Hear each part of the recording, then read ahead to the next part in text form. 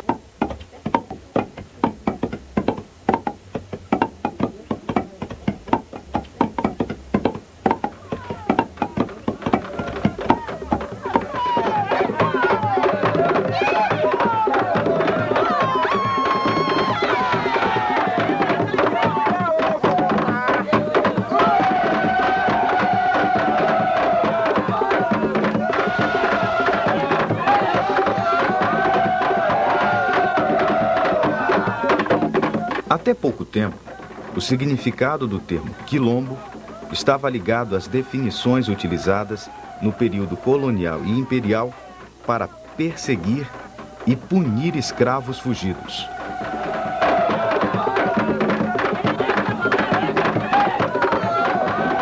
A partir de 1988, como resultado da pressão dos movimentos sociais, a Constituição brasileira passa a garantir os direitos territoriais às comunidades remanescentes de quilombos.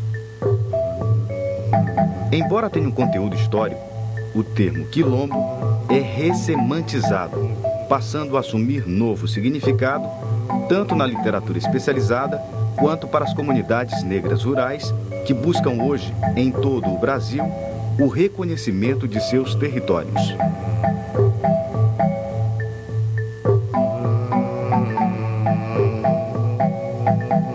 Comunidades negras rurais que sempre lutaram por sua autonomia e pela manutenção de seus territórios contra a invasão de particulares, de empresas e do próprio Estado, buscam manter e reproduzir seus modos de vida, agora sob o amparo da Constituição de 1988.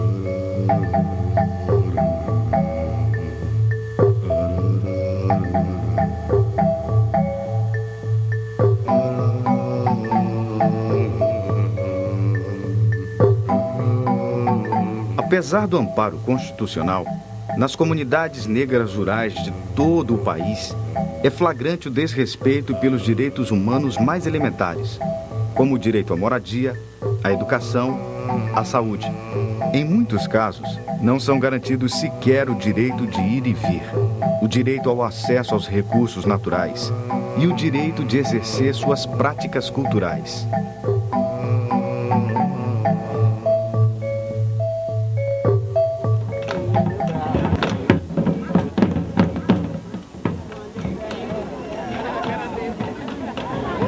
Nos séculos XVIII e XIX, o Maranhão foi um dos maiores importadores e ponto de distribuição de escravos.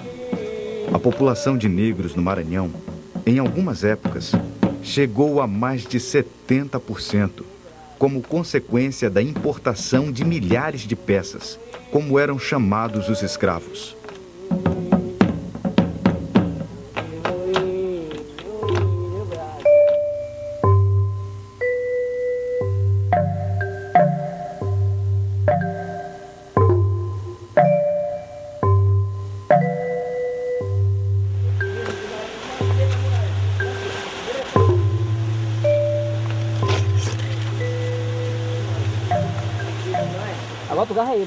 Na segunda metade do século XVIII, foram trazidos para Alcântara grandes contingentes de escravos, destinados às fazendas de algodão e, mais tarde, para os engenhos.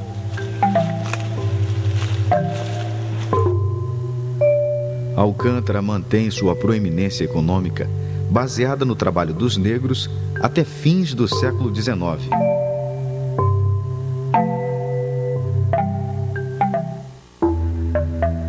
Os empreendimentos econômicos da aristocracia agrária de Alcântara se desestruturam a partir de fins do século XVIII e início do XIX, quando os senhores perdem o poder de repressão sobre os escravos e se retiram.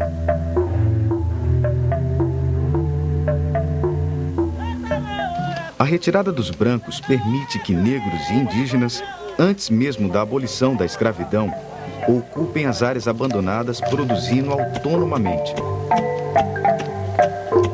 Estabelecem códigos próprios para definir aqueles que pertencem ao grupo. E para garantir o acesso de todos aos recursos naturais, impedem a divisão da terra em lotes individuais, preservando assim o seu uso comum.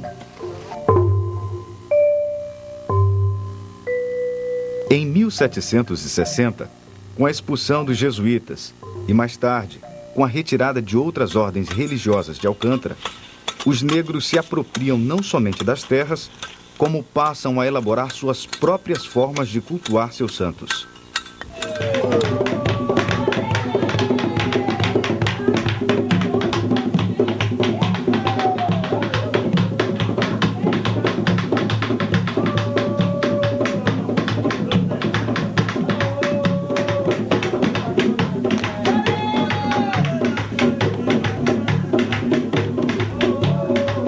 A festa de São Benedito na Ilha do Cajual, em Alcântara, assume características próprias.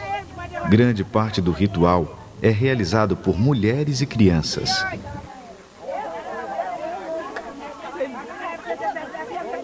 Uma das imagens do santo é roubada ritualmente durante a noite. É só brincadeira para dar alegria na festa. Aí chega uma pessoa, aí ele fica assim escondidinho, ele vai lá no altar, ele tira o santo e vai deixar na casa de outra pessoa. A gente diz assim, roubaram o santo. Aí quando é de manhã, a gente se ajunta, uma porção de gente aí toca foguete e vai buscar o santo. Vamos caçar, santo de fazer milagre, vamos caçar. Obrigatoriamente, o cortejo passa pelo velho cajueiro, que dizem possuir 200 anos, e que comprova a ancianidade da ocupação e a ancestralidade escrava das famílias.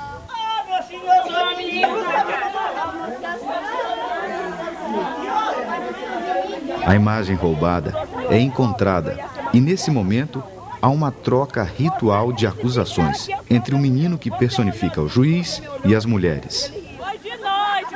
Olha aí, onde está o tambor? Eu animando o teu tambor, eles dizendo que eu roubei teu santo. Olha aqui, a ladrona, viu? Tá vendo? Agora eu devia me prender de novo. A senhora é juiz. Olha, ladrona de santo.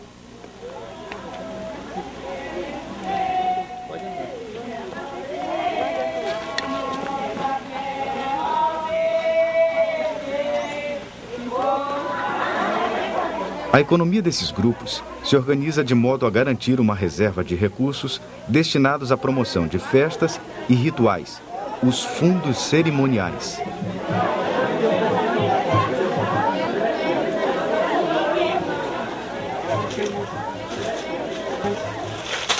A carne de boi ou de porco, animais dados ao santo em pagamento de promessa, é alimento indispensável.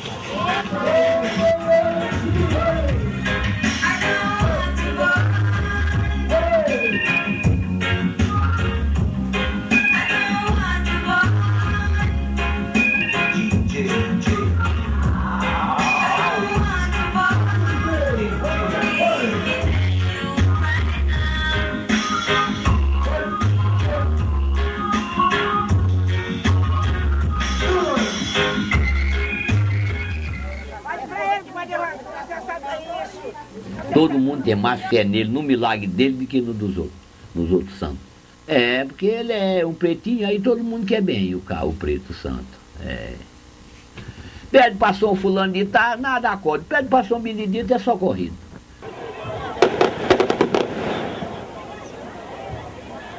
Logo aqui, tem um lugar aqui no município de Alcântara, por nome Tamatatiel, lá também tem uma santa boa, uma santa padroeira de lá, Santa Teresa.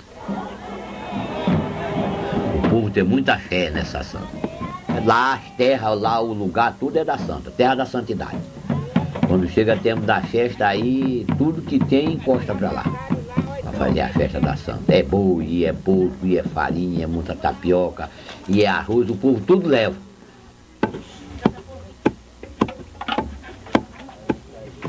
Itamatatiua foi uma fazenda pertencente à Ordem do Carmo. Após a retirada dos religiosos, os negros passaram a ocupar as terras em sistema de usufruto comum. De acordo com uma lógica jurídica própria, Santa Teresa de Ávila é reconhecida em toda a região como a legítima proprietária das terras.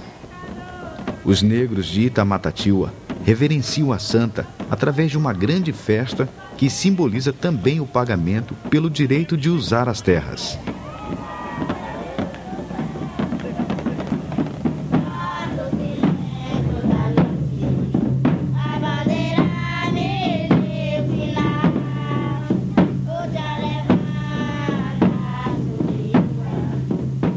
Com a desagregação das fazendas e das grandes unidades de produção, de religiosos e de particulares, surgem em Alcântara outras situações semelhantes às terras de Santo de Itamatatiua. São as terras de Santíssima, as terras de Preto, as terras de herança, as terras da pobreza. Essas terras conformam um grande território étnico controlado por famílias de ex-escravos e seus descendentes. Morou minha bisavó, avó, mãe, pai e toda a geração minha é daqui, deste lugar, é deste aqui, ó. Agora tá em mim com meus filhos e já neto, já sou avô de neto. Olha que vem de longe, é? Quem vem de bisavô, escanchavô pra cá até chegar em mim tá longe. Meus escanchavô foram escravos.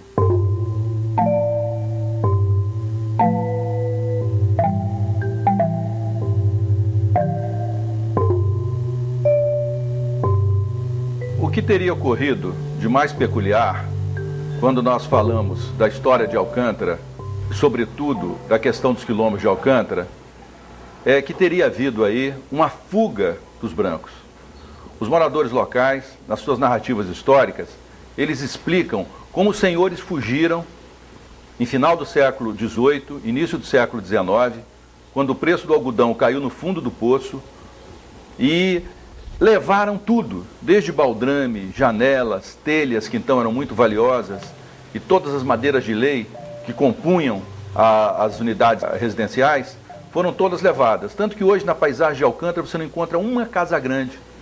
Diferentemente de outras partes do Maranhão e de outras partes do país, você não encontra uma casa grande sequer erguida. Você não encontra, senão, ruínas, escombros, uma ruinaria que, por assim dizer, nos ajuda a entender como é que se deu o processo de aquilombamento nessas fazendas. O aquilombamento entendido enquanto uma autonomia produtiva, o aquilombamento entendido enquanto uma identidade que foi estendida sobre essas terras, a partir do momento em que os próprios grandes proprietários de algodão e os engenhos de açúcar haviam se afastado e haviam ou voltado a Portugal ou ido para a corte no período imperial. Mais em frente tem outro sítio aqui, na ponta daqui, por nome Jacaré. É outro sítio também velho, também tinha uns paredão também lá, tudo tem. Nessas áreas, onde se desagregaram as antigas fazendas, povoados foram erguidos autonomamente e nunca escolheram o lugar exato das ruínas para se estabelecer. Aí depois já roçaram para mais de 10 vezes ali naquele mato. Aí foram derrubando, acabando, tirando pedra. Aqueles pedrão velho medonho, ferramenta que tinha aqueles ferro no tempo antigo. Tinha a casa de engenho, tinha a casa dos brancos, dos brancão. Há um conjunto de expressões, ou de um léxico próprio, que ele consolida essa ideia de quilombo. Tem na memória local as questões de fuga, através da pegação, que era o recrutamento militar obrigatório, inclusive na Guerra do Paraguai, que vários voluntários foram extraídos de Alcântara. Porque antigamente tinha um negócio de uma pegação que chamava, pegação. Aí quando dava, chegava aí 20, 30, 40 homens para pegar 1, ou 2, ou 3, ou 10 conforme. Outro dado de fuga são as chamadas tocas, os chamados esconderijos. São aqueles lugares onde hoje ainda se encontram, às vezes, vestígios de animais que foram roubados e abatidos. Fazia a toca no mato aí, morava no meio das matas. Nesse tempo era mata, as matas eram virgens. Então o esconderijo, a pegação, a toca estão no universo desse grupo como os elementos de resistência clandestina, como os elementos de fuga, como a forma em que o quilombo era vivido por eles, ainda que não fosse na sua palavra explícita, quilombo. Era assim que era o negócio. Meu avô foi pegado, o filho foi pegado, o tempo dele novo foi vendido, aí ele fugiu. Fugiu, passou 6 meses no mato, amontado no mato.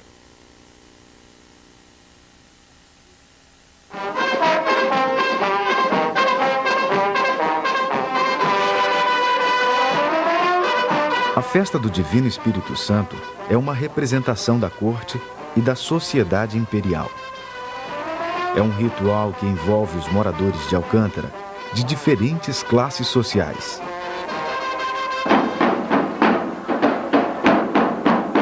A tradição determina a importância de cada participante conforme a hierarquia dos papéis representados. As caixeiras são, em geral, oriundas das comunidades negras rurais. Embora integrem a corte, nas casas de festa, as caixeiras não participam da mesa do império.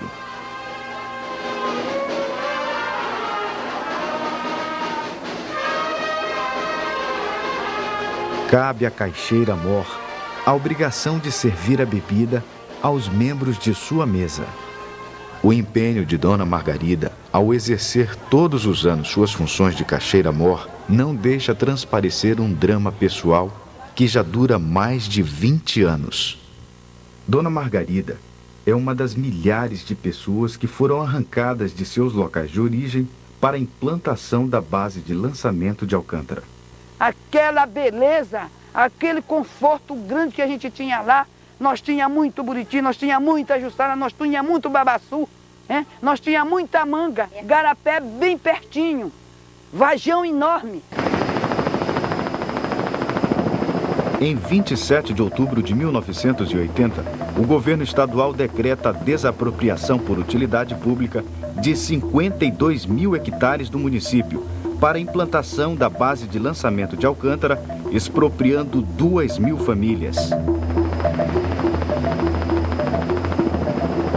É uma coisa que aqui ninguém nunca nem sonhou para adivinhar. E chegou assim de repente. As famílias resistem às ações da aeronáutica com o apoio do Sindicato dos Trabalhadores Rurais e da Igreja. Mobilizam-se, elaboram abaixo-assinados e encaminham reivindicações ao Ministério da Aeronáutica como condição para saírem de seus locais. As reivindicações das famílias não são atendidas e as comunidades atingidas, aproveitando uma visita ministerial, em março de 1986, bloqueiam a estrada MA-106 em sinal de protesto. Ali surgiu um acordo com nossas reivindicações e levado a cartório e aceita por eles. O protesto é suspenso com a garantia das autoridades em atender às reivindicações de escolas, moradias e principalmente terra. Pelo Estatuto da Terra, o módulo rural de Alcântara é 35 hectares. Foi então marcada uma audiência para o dia 1º de abril de 1986 em Alcântara com o ministro da Aeronáutica, Brigadeiro Moreira Lima. Esta audiência aconteceu e naquele dia 1º de abril, que é consagrado ao dia da mentira, eu fiz uma observação de que, por ser o dia da mentira, se os acertos ali não seriam desrespeitados. Infelizmente, 18 dias depois, no dia 18 de abril de 1986, o presidente da República, lamentavelmente maranhense, senador Zé Sarney, assinou um decreto em conjunto com os ministros militares e com o ministro da Reforma Agrária, reduzindo o módulo rural de Alcântara de 35 para 15 hectares. É como se a pessoa tivesse tivesse perdido a metade do seu salário. Que a dificuldade maior que a gente tem aqui dentro da comunidade é sobre terra, porque a terra foram poucas. Os que vieram, que têm a sua gleba, seu 14 hectares, muitos são improdutivas as terras.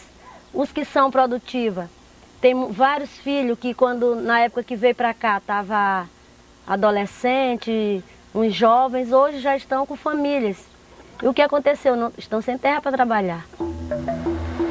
A aeronáutica monta uma equipe para conduzir o processo de negociação e de transferência das famílias.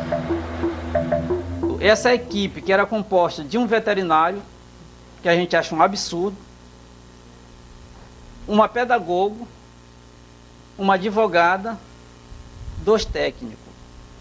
Quer dizer, uma equipe incompetente para fazer o trabalho que eles queriam fazer. A aeronáutica adotou também como estratégia a convocação de jovens alcantarenses para integrar uma guarda na área.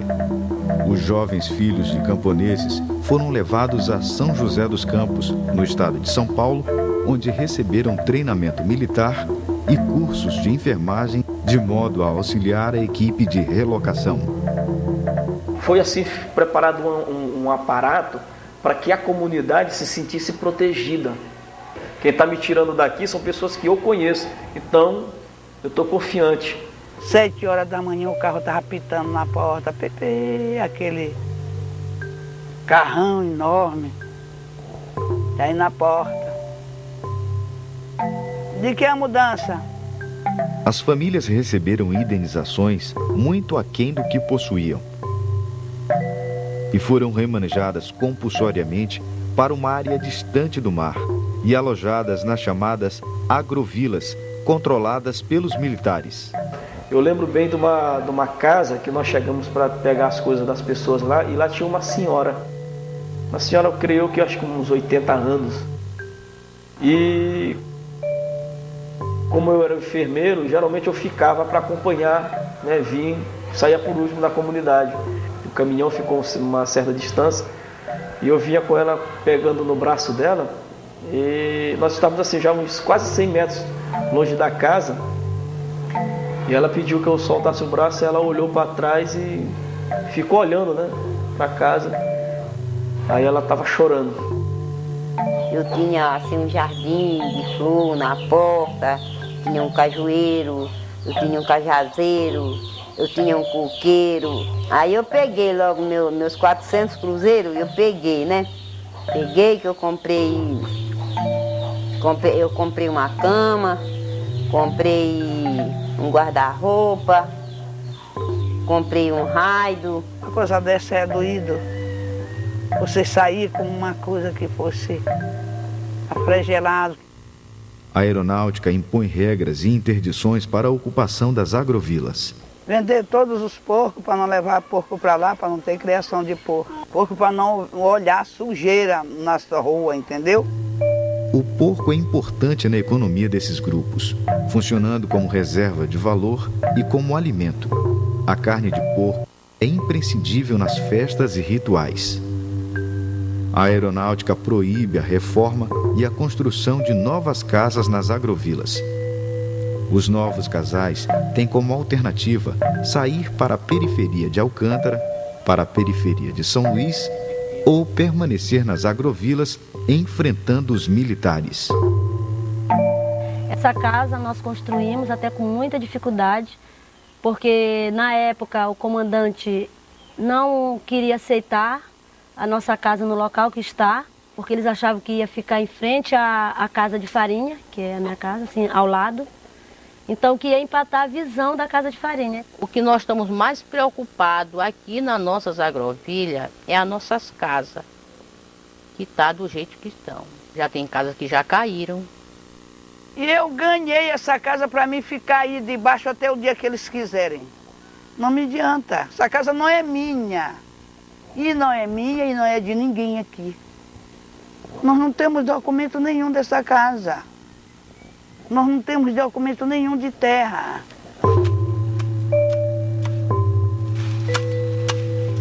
O loteamento planejado pelos militares desconsidera a reprodução das famílias.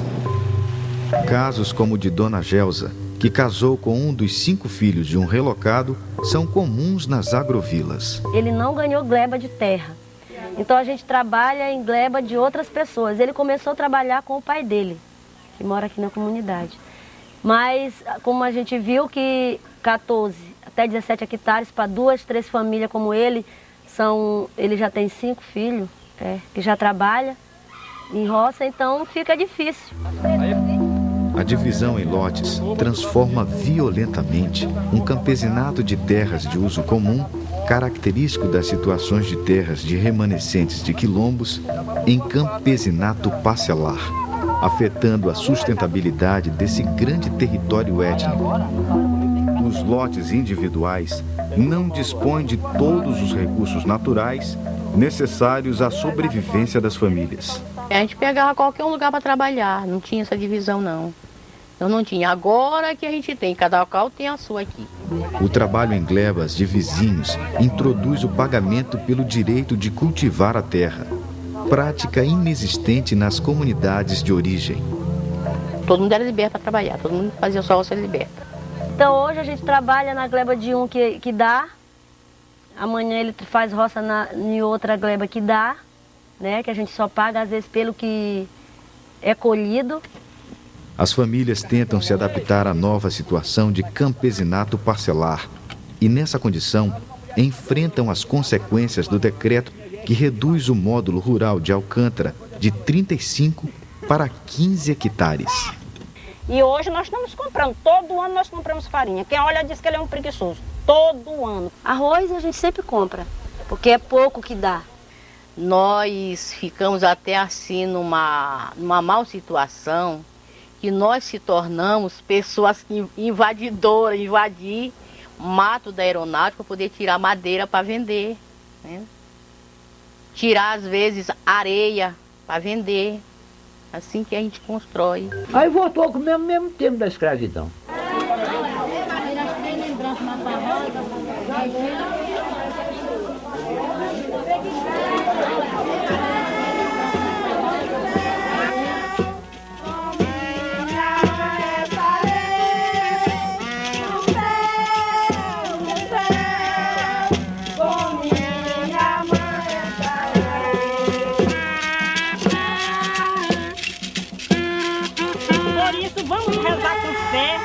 Que Deus um dia vai ter dó, ter piedade dessas pessoas que sofrem. Na agrovila de Marudá, misturam-se 17 povoados e cada um deles festeja o seu santo padroeiro.